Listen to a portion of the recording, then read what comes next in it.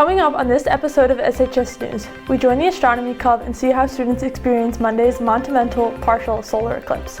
And we bring you a special message from the Jewish Heritage Club in the first of a new series called Now You Know. We have all that and more on this week's episode of SHS News.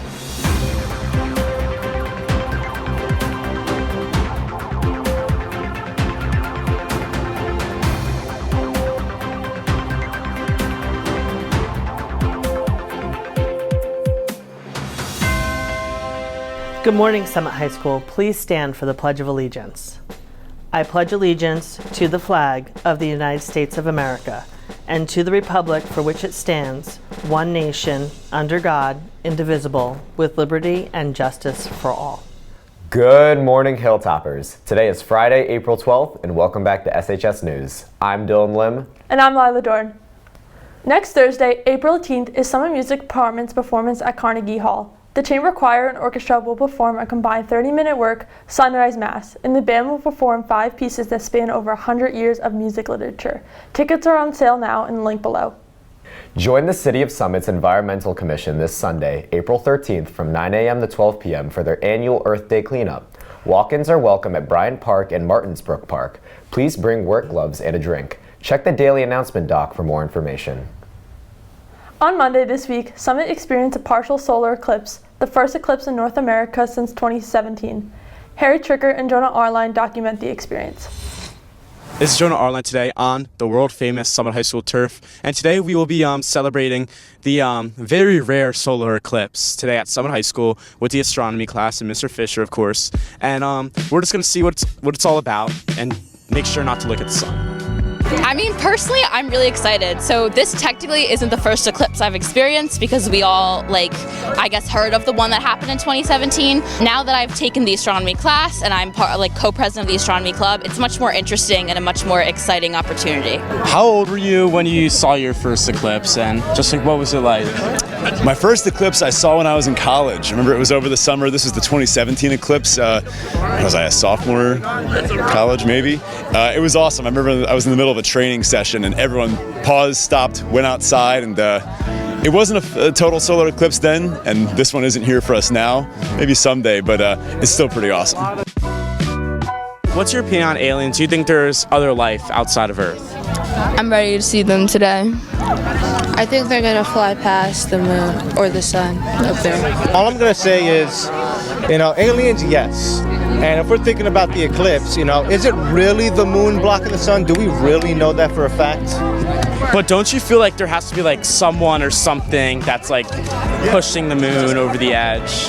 Well, yeah, I did it. Oh, nice, sick. Yeah. All right, thanks. And how do you feel now that the eclipse is already here? What are your emotions right now? I feel very small. Last Friday was the Summit District Arts Festival. The event took place from 4:30 to 9 and featured several performances from both the SHS and LCJ SMS bands, orchestras, and choirs. In addition to performances throughout the night, artwork from several of the fine and practical arts classes were displayed in the auditorium lobby and throughout the display cases lining the hallway. Parents and families were invited to the event and got to enjoy entertainment and delicious food. Several students also received the prestigious Music Master Award in recognition of their hard work and dedication. These students performed a solo piece of their choosing for all in attendance to enjoy. Okay. This week, we're debuting a new series called Now You Know, an informational source to raise awareness for the various SHS communities. This week's message comes to you from the Jewish Heritage Club.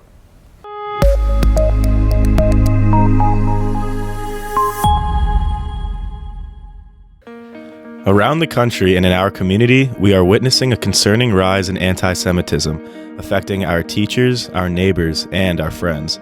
Since October 7th, a surge in hatred has taken a toll on our lives.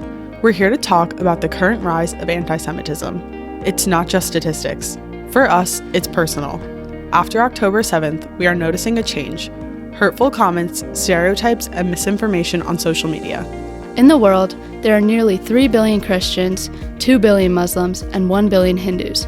There are only 16 million Jews in the entire world, making up less than 0.5% of the world population and only 2% of the American population.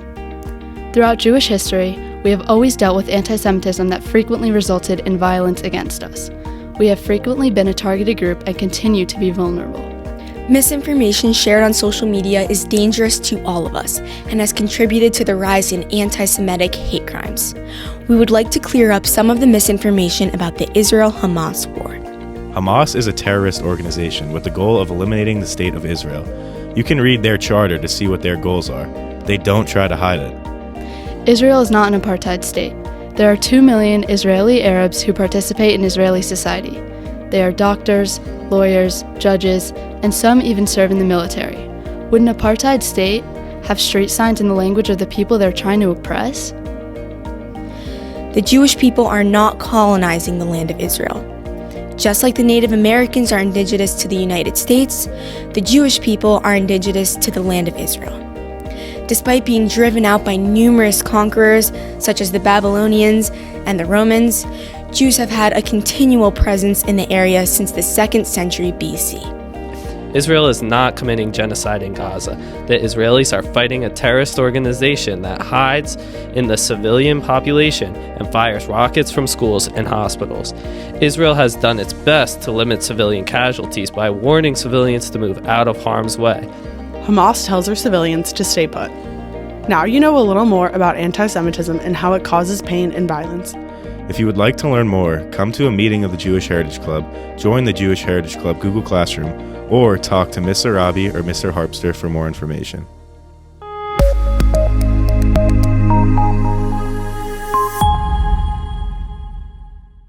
And on next week's show, we'll have a story about Earth Day, which takes place on April 22nd. Speaking of Earth, did you feel the earthquake last week? Yes, I did. What do earthquakes like to eat off of? I don't know. Tectonic plates. And on that bombshell, that's this week's news. Thank you so much for watching. I'm Dylan Lim. And I'm Lila Dorn. Have an amazing weekend, and we'll see you next week.